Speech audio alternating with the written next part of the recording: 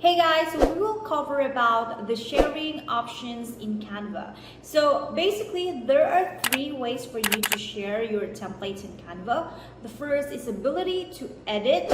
Second is ability to just view your templates. And last but not the least is the ability to use as a template. For me, I really love the using the third options because I have some designs that I want to sell and also share with other teams. So I mean, I always utilize this part. And anyway, I'll show you how the process is super easy, guys. So stay tuned because I'm gonna show you how. One, two, three.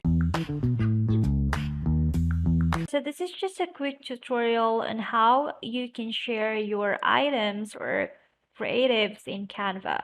So what you can do is just click this share button in here, and under the share link to edit, what you can do is use the share link to use as a template. So if you use that, and if someone goes to the link that you have shared, they can able to use your graphic as a template. Okay, now the other difference with, like, there's three options in here. So when you click the share a link to edit, they should have the access to your Canva account, or you should be under on the same team. Okay, that's the difference of that.